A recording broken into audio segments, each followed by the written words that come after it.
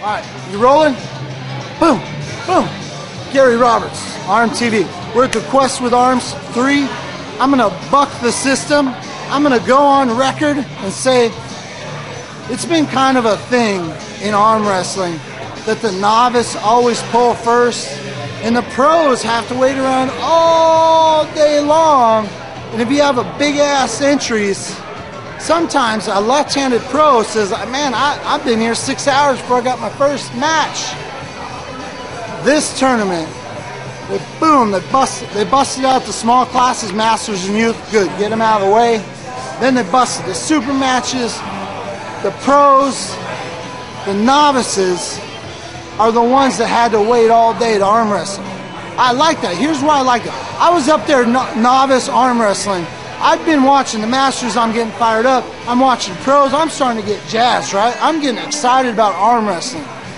I'm having to wait all day to arm wrestle. But it's good because I didn't even pull the left-handed class. Somebody could have said, hey, do you want to jump in the left-hand novice? I probably would have entered that shit. By making the novice wait, if they don't enter, they might get so excited by the pros that they jump in there. And it reverses the thing. I always hear the pros say, hey, I've been here all day. I've been here all day. But you know what? Just as an example, I was arm wrestling. I looked over, Snook was sitting here chilling, enjoying the evening. He's like, hey, I pulled super matches left, right. I pulled 2 classes. Boom, I'm tired. He was chilling.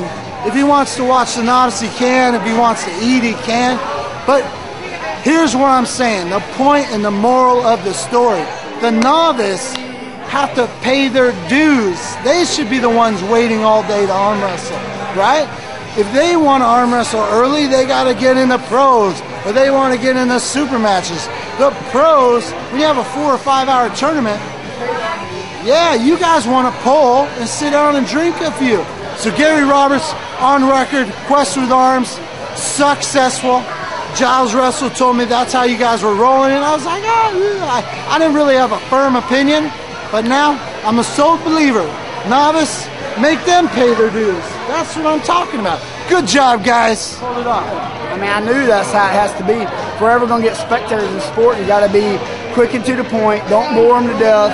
Let them see the good stuff first, because a lot of times it all starts looking the same to them. They don't know the difference between novice and pro, and all of a sudden they start getting bored, and by the time the good pulling's happening, they're ready to leave.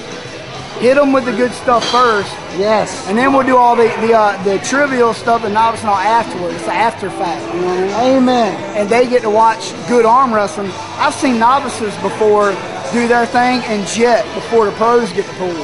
I'm like pissed off. I'm like, how are you going to leave when you haven't even seen what really good arm wrestling looks like? You need to be watching, you know what I mean? Word. Let me give some credit where credit's due too.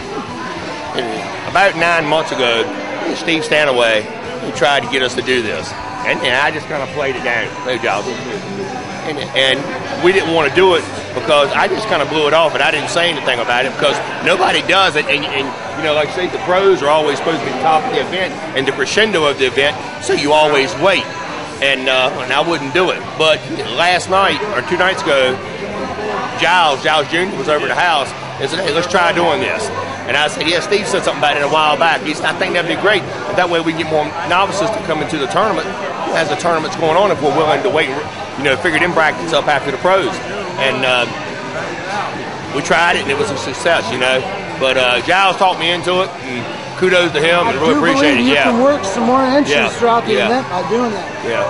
Well, I was saying, like Steve and I did a long time ago, I wouldn't go with it, and then you were at the house, and you know, you talked me into it and said, hey, I believe this will work, and so, and then it just, it was great. If we're ever going to go to the next level, we got to have a 2 to 3 hour event. I think you can still do novice. There's no need to, like, Travis's events are off the chain, but he has a novice. He could always throw novice in at the end and make a few more bucks and let the novices pull. There's no need to not have novice. Just do it after the fact. Yeah, the pros can be already starting after party.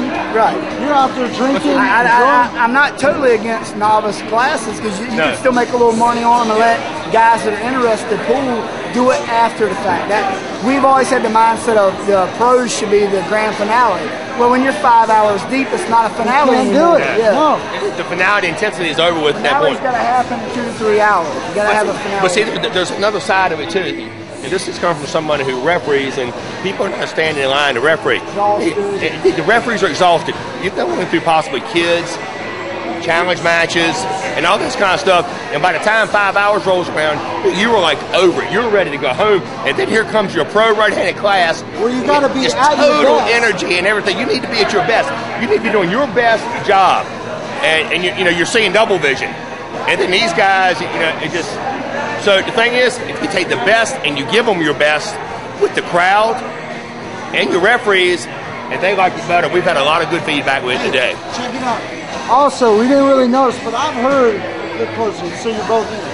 I've heard guys say they don't want to go to a tournament because they got to wait 10 hours to arm wrestle. Right. But if you start developing where the pro knows he can come in and be done in 2-3 hours, I think you'll get a bigger draw from the bigger guys. Sometimes you have a bad day as an open puller, and you lay an egg, you may want to bowl. You know what I mean? You don't want to hang around with all this crap. We ran our super matches, and the pros were done.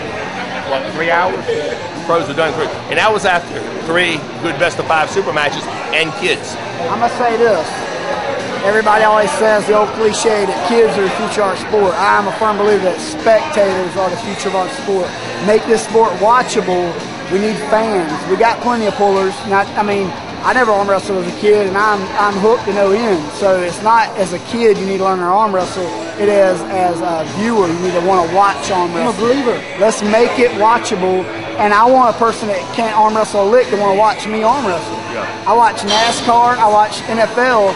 I can't go run a route. I can't drive a race car, but I'll watch it for 3 hours sitting on my rump. We need to do the same thing as arm wrestling. And the novice and the kids, they have their place. There's a place for there's no doubt. We got to get out of mindset that's the only thing. Right. Your people think the kids are cute. I know I have a daughter that does it. And they like the novices. The novices like themselves. They have to come along. But the pros is what people come to see. And everybody knows that. That's what brings the money, what money there is. And that's what brings them, and that is what people want to see. And that's what gives you the wow factor. Let's show the people that show up to watch the best we have to offer. And then if they want to hang around and watch the after show, that's fine. Excellent. Let me change the subject a little bit.